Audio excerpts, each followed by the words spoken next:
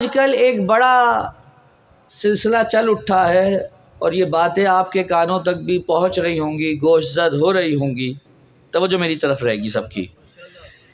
اور کہا جاتا ہے جی کہ انسانوں کو آزادی دی جائے، ایسا ہے؟ اعلان سنتے رہتے ہیں جی ہمیں آزادی چاہیے، ہم آزاد پسند ہیں، ہم حریت پسند ہیں۔ اب اگر ان سے پوچھئے کہ آپ کی نگاہ میں حریت کی تعریف کیا ہے، تو وہ کہیں گے جناب ہم جو چاہیں مرضی کرتے رہیں، ہمیں کوئی روک ٹوک کرنے والا نہ ہو۔ اس کا مطلب کیا؟ انہیں مادر پدر آزادی چاہیے،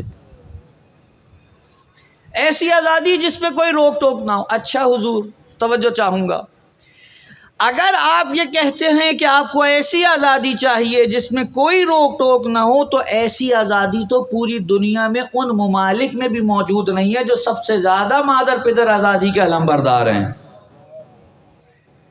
میں عرض کرتا ہوں، آپ کسی بھی ملک میں جائیے، وہاں قوانین ہوں گے۔ جہاں بھی قانون آ گیا، قانون کا مطلب ہی یہ ہے کہ آزادی پہ قدغن لگائی گئی ہے۔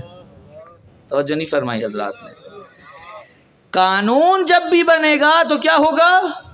آزادی پہ قدغن لگے گی۔ بھائی ایک شخص کہہ رہا ہے میں چاہتا ہوں کہ 180 کی سپیڈ سے موٹر وے پہ گاڑی چلاؤں، قانون کیا کہے گا؟ تمہیں اجازت نہیں ہے۔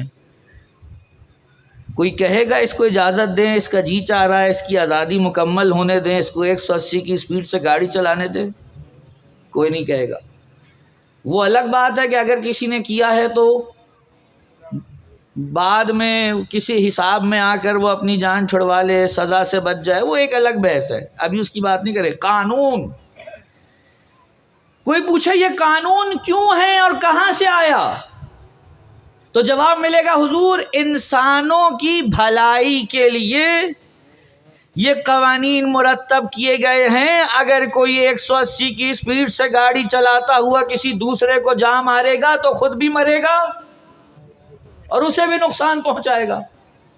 اب میں پھر سوال کرنے لگا ہوں، یہ قانون کس نے بنایا؟ انسانوں نے۔ انسانوں نے انسانوں کے لیے قانون بنایا، توجہ فرمائی حضرات نے؟ لیکن مشکل کہاں ہے؟ قانون کے اندر ایک اہم ترین چیز جانتے کیا ہونی چاہیے؟ جو بنا رہا اس کی کیا کوالٹی ہونی چاہیے؟ قانون اگر انسان کے لیے ہے تو کوئی ایسی ذات بنائے جو ایک تو انسان کو خود اس سے بہتر جانتی ہو۔ بھئی جب تک جانتی نہیں ہوگی تو ضروریات کا علم نہیں ہوگا، ضروریات کا علم نہیں ہوگا تو قانون کیسے بنا سکتی ہے؟ قانون اسی وقت بنے جب ضروریات انسان کا علم رکھتی ہو، ایک صفت۔ دوسری صفت، قانون ہمیشہ وہ بنائے جس کا قانون میں کوئی اپنا فائدہ نہ ہو۔ توجہ فرمائیں حضرات، جس کا قانون کے اندر کوئی اپنا فائدہ نہ ہو۔ ہم نے دیکھا ہے، آپ جا کے دیکھ لیجئے، یہ مغربی ممالک جو پوری دنیا کو یہ کہتے ہیں کہ آؤ ہم تمہیں حقوق لے کے دیں، ہمیشہ ایسے قانون بناتے ہیں جس میں اپنے فائدے کو ملحوظ خاطر رکھتے ہیں، پسی ہوئی قوموں کو اور پسنے کے لیے چھوڑ دیا جاتا ہے۔ تو اگر قانون بنانے والے کے اندر، بہت توجہ چاہتا ہوں، یہ دو کوالٹیز نہیں ہیں، ایک یہ کہ وہ جانتا ہو، دوسرا یہ کہ اس کے اندر کوئی اپنا فائدہ اس کا ملحوظ خاطر نہ ہو، تب جا کر قانون کو آپ کہہ سکتے ہیں کہ یہ کوئی اچھا اور درست قانون ہے۔ انسان کی بات آئی تو انسان کو کوئی اس کے خالق سے بہتر جانتا نہیں ہے۔ انسان کو اس کے خالق سے بہتر کوئی نہیں جانتا، جس نے خلق کیا وہ بہترین انداز میں جانتا ہے۔ اور چونکہ خدا کسی کا نیاز مند نہیں ہے، اس لیے جو بھی قانون بنائے گا اس میں اپنا فائدہ نہیں دیکھے گا، ہمیشہ انسانوں کے فائدے کو ملحوظ خاطر رکھے گا. اور جب اللہ قانون بنائے تو اسے کیا کہتے ہیں؟ حضور اگر انسان قانون بنائے تو اس کو کانسٹیٹیوشن کہتے ہیں، اور اگر اللہ قانون بنائے تو اسے دین کہتے ہیں. تو معلوم ہوا دین اللہ کا قانون ہے. پہنچے گا کیسے؟ بحث تو یہ ہے. بنا دیا خدا نے، جانتا ہے وہ، اور اس کا اپنا کوئی فائدہ بھی نہیں، لیکن پہنچے گا کیسے؟ خود نہیں آئے گا، اپنے نمائندوں کے ذریعے سے اس قانون کو بھیجے گا کہ اے میرے انبیاء جاؤ اور جا کر میرا یہ پیغام پہنچا دو.